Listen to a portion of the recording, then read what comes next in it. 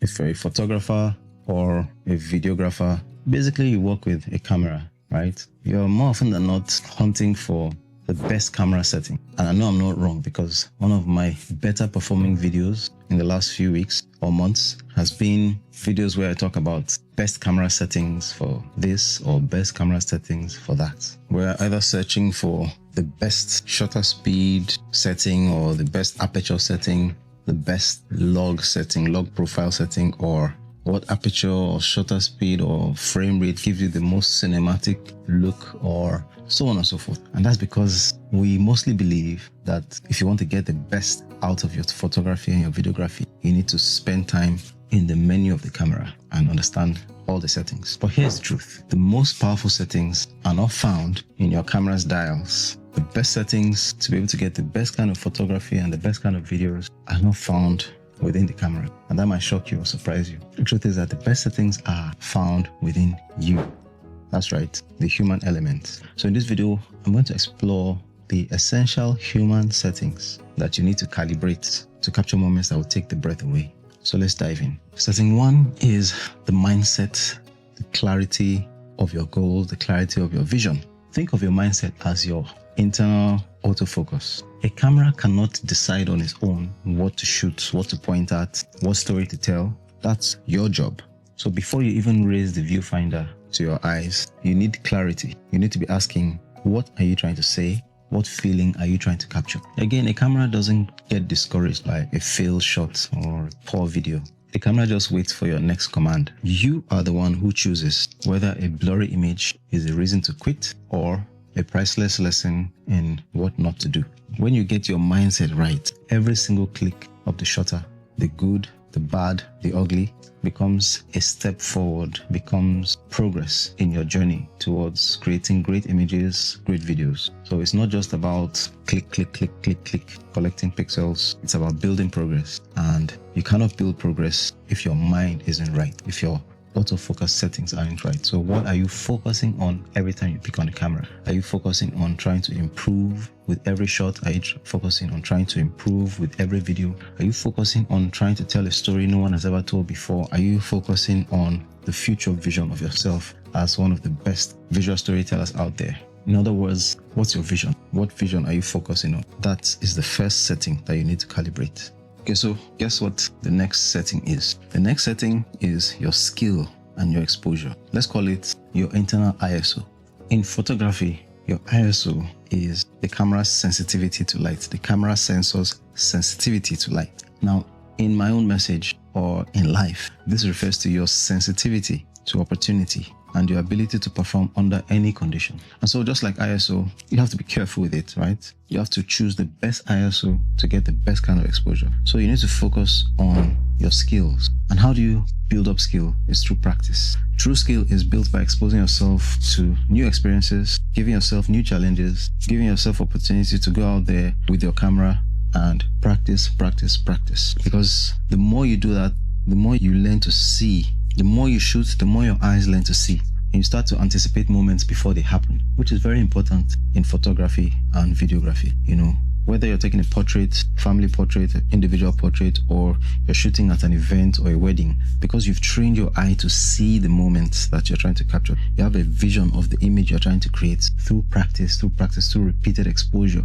Then it becomes a very, very powerful tool for you in your storytelling. And it's what sets you apart from other photographers and videographers, because while the unexposed or the person with low skill due to low practice will just point and shoot at anything, you generally would tend to pause and wait because you've been here before. You can see what it is you're trying to capture even before the moment appears. And so when the moment is right, when you see that smile, that tear dropping from the eye, when you see the laughter or that particular motion or movement or moment in time in the event, and you click the shutter button and you capture that perfect shot, then you find out that all the months and months of practice and exposing yourself to opportunities will pay off. So that's another setting you need to calibrate. Your skill, your level of skill, your level of exposure to experiences, your level of exposure through practice. Very, very important. The third setting is your level of drive, your consistency. How consistent are you? How motivated are you? I think it's important that to be able to get great pictures, great videos, you have to calibrate your motion, your shutter speed, if I would use that word, right? How driven are you? How consistent are you? Because the most expensive camera in the world with the perfect settings is useless if you're not driven.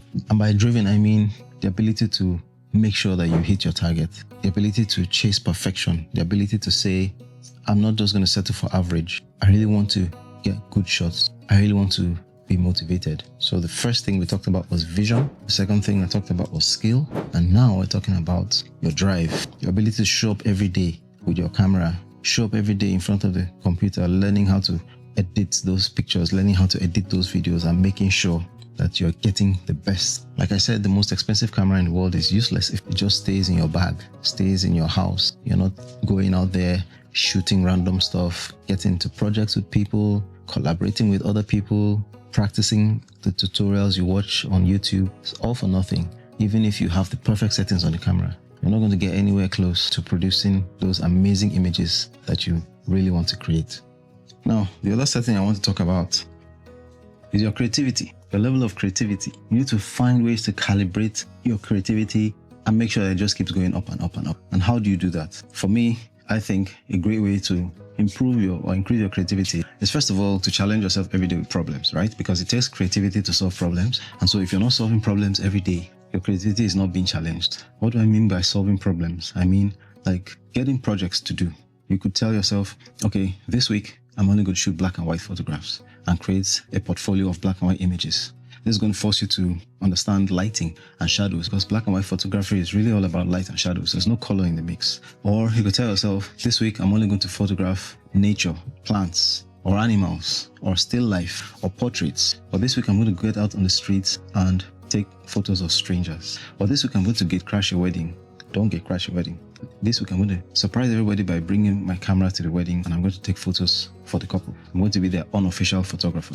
You know, those kind of problems. You create intentional problems for yourself, challenges to solve every day. Your creativity will go up. And the flip side of that, or the other side of that, is to expose yourself to the work of other people. So you need to get out there on Instagram, 500pixels.com, photography competitions, and see what other creators are creating. Follow some great guys on YouTube, enroll in photography competitions, or just browse the collection of entries, or get on 500pixels.com or Instagram. See what other people are doing. See how somebody took photos of a trip to Jamaica, and you just went to Jamaica last month too, but you didn't take those kind of images. It makes you think, right? It makes you think of how you would do it differently. Someone just did a documentary. You look at the documentary and see the angles, the way the person shot it, and you decide, I did a documentary like this last year. I didn't think of it in this way. And so by so doing, you start to, stimulate your own creativity. Take notes, and you begin to see different ways that you can do the same thing, or things you've done before, or an entirely new thing. So your creativity is the fourth setting that you need to really tune up to get amazing videos and photographs.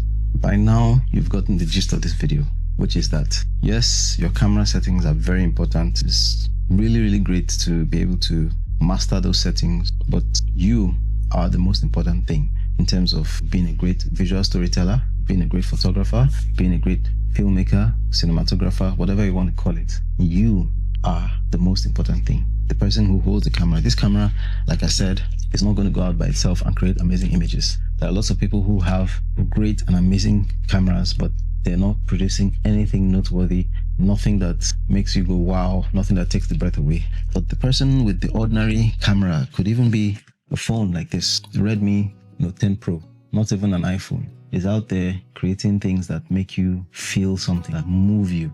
And that's because they adjusted their own human settings. And there are lots of human settings to adjust, because trust me, we as human beings are more loaded with potential creative energy than the camera you see here with all the dials and buttons. We have so much going on within us. And if we tweak just one or two settings, I think we're on the journey to becoming greater visual storytellers. So today I talked about, first of all, your vision, your internal autofocus. I talked about your skill level, your exposure and skill level, how sensitive you are to opportunities around you, and how you're able to adapt to different environments, different situations. And then I spoke about your drive, your internal shutter speed. How fast are you moving? How driven are you? Are you consistent? Are you showing up every day? Or is your camera gathering dust on the shelf? Is your camera bag unopened all these weeks? Or you're out there every day picking it up and moving out? And then I talked about your creativity, right?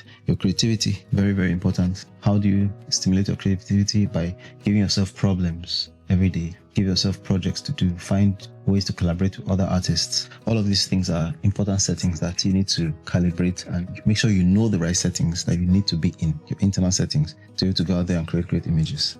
If you've watched this video and you found any value in it, I would really, really be happy if you hit that subscribe button. I'd really be happy if you watch this video again or watch the other videos on my channel, because the more you guys spend time on my channel watching, the more YouTube pushes my content out into the algorithm and people get to see my videos. So that would really, really help me a lot and encourage me to keep making these videos. This channel is all about being more, doing more, and having more. There's a journey I'm on, and I invite you to be part of it. Thank you for watching, and I'll see you in the next video.